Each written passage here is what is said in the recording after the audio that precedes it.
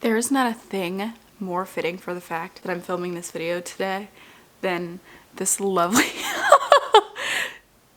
this lovely collection of bruises on my mouth from the lip filler I got last week. Today we're going to talk about 5 things I wish I knew before I became an aesthetic nurse. It is not nearly as easy as it looks. My perception was just somewhat inappropriate.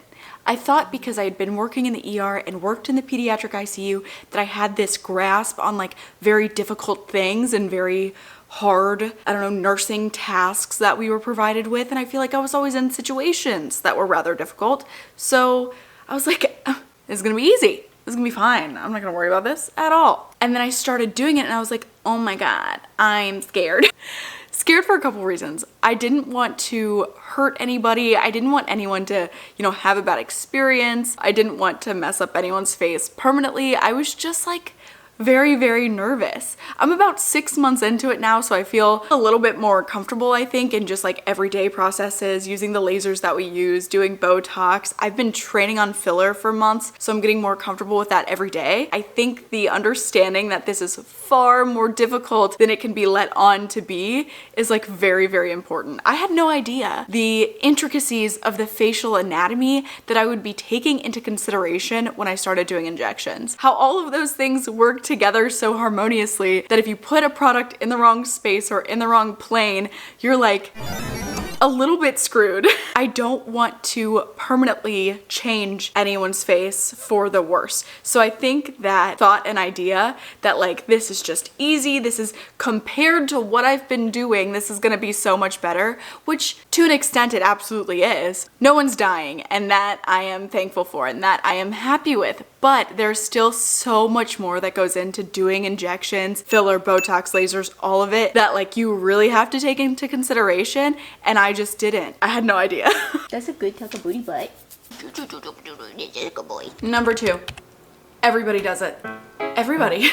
I've talked about this before. Where I live in Virginia is between 2 big cities, but I don't consider like where I am to be a big city. I was nervous about finding a job, getting a job in aesthetics, doing anything like this because of where I lived, thinking that like this rural population of people and the farmland and all of this stuff that is out towards the direction of where I live would like prevent people from going to get these services. I was so wrong. That could literally not be further from the truth. Everybody does these things, and if they have a desire to do them, they will, which I think is incredible. I think people should be able to do whatever they want, whenever they want, to their faces, to their looks, to their whatever. Dye your hair, get filler in your face, get Botox, like get tattoos. I mean, do it all. Do whatever you want. Not that I think these things are necessary, and I don't want to go in a tailspin of like morality and stuff. I don't think this is necessary for people who don't want them, but I think if you do want them, you should do them. Number 3. Aesthetics is 110% about the relationships that you create. And I'm not just talking about relationships with the people that you work directly with, but I'm talking about relationships with other injectors, and most importantly, relationships with your clients. I have spent months creating relationships with my clients, and it is truly life-changing for both me and for them. I feel like you make so many friends. I get so excited to see clients when they come in, and I'm like, oh, Miss Johnson, I'm so excited to see you again. How did things go last time? What did you think? And what can we do differently? What can we do better? And it just creates this really incredible, like, interpersonal relationship where they know that I'm looking out for them. They trust my recommendations, and I know what they're looking for. We come up with a really good image of what their needs are, what they're wanting to address, how they want to address it, what modalities we're using. It honestly is incredible, and there is so much importance in the clients that you see and forming appropriate relationships with them, because that is where you're going to get the people that support you constantly. In a way, they kind of just continue to have your back and support your choices, and hey, let's try this new product today, and let's do this, and I think this is going to benefit you. I don't know, I think it just is like it's really cool to be in a place where you see people consistently, and I think for me that's different because when I worked in the ER, we were just cycling through people all day long, and the only repeat offenders I saw were a pain in my butt.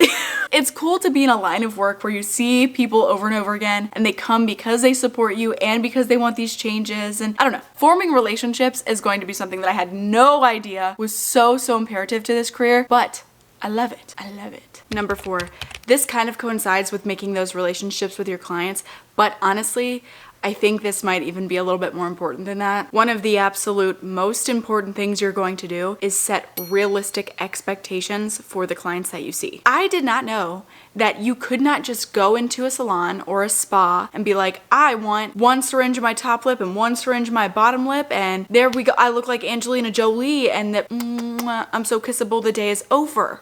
No. If your anatomy can't support a certain amount of lip injections, you're not gonna be able to get them. Like, I've seen people come in and they think that, you know, lip filler is gonna change, they're gonna get these massive juicy lips, but if the anatomy is not there, your face can't support it, it's not going to work. If someone did put in a syringe of lip filler, it's not going to look right. Your face is going to be very distorted because your anatomy can't support the filler. So setting up realistic expectations, even when it comes to lasers and Botox and everything else, setting up expectations for your clients that say, like, this is what these devices are intended to do, this is what this medication is intended to do, but as it works with your body, everyone is going to react differently. I say this because people will come in and they will think that 10 units of Botox, because that's what their best friend got, is what's going to treat their entire forehead and glabella, and they're going to think that that amount of toxin is gonna fix all the wrinkles in their face because it worked for their 20-year-old niece, but they're 60. You know, it's just setting up realistic expectations for every procedure that you do, for every client that you see, is imperative. It is so, so important to having a good experience in aesthetics and to being a good provider for aesthetics. Because if someone comes in and I don't guide them in the right way, and I don't tell them, like, hey, look, we can do this, but we're gonna have to stay away from these other modalities, or whatever it may be, you just want your clients to have a really, really good understanding of what the expectation could be. And last, but certainly not least,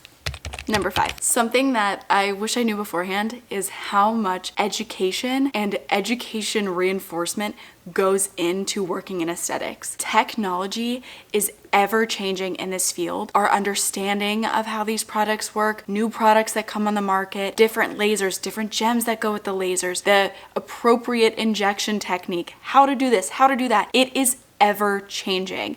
And as we learn, we adapt, and our process becomes different, there is always something to learn, especially in aesthetics. I honestly had no idea that it would be so education heavy and that there would be so much learning involved. I've loved it and it's been great, and there was so much more science than I expected and so much more anatomy than I expected, which I absolutely love because I feel like it kept me in this place of still doing medicine, kind of like I talked about earlier. I was almost a little bit worried that what I was doing wouldn't be medicinal anymore. I wouldn't be like a real nurse. And that sounds ridiculous. Don't get me wrong. That was my inappropriate perception of what this meant, what this kind of work meant. I absolutely love what I do, and I have learned so much in such a short amount of time. There's new techniques and different processes for how we do everything, and I think it's awesome. So something else to note if you're looking to go into aesthetics is that you are going to be learning constantly, continuously, over and over again. And I think as nurses, it's really reassuring to know that no matter where you go, there's going to be education, reinforcement, and training. There's also just like a million avenues to go. You can start one place like I did in the ER, and I went to pediatric ICU, and now I'm in aesthetics. Like, who would have thought that I would be here now? I don't know. It's cool, it's neat, and I'm having a really great time. So anyway, that's wrapping up for the day. If you enjoyed this video, leave me a like, a comment, a subscribe down below. I would love that, and I would love to hear what you guys think. Is there another type of video you want to see? Is there more aesthetic stuff you want to know? How can I help you? How can what I say bring some value to you? So let me know. Comment it down below, and I will see you guys in the next video.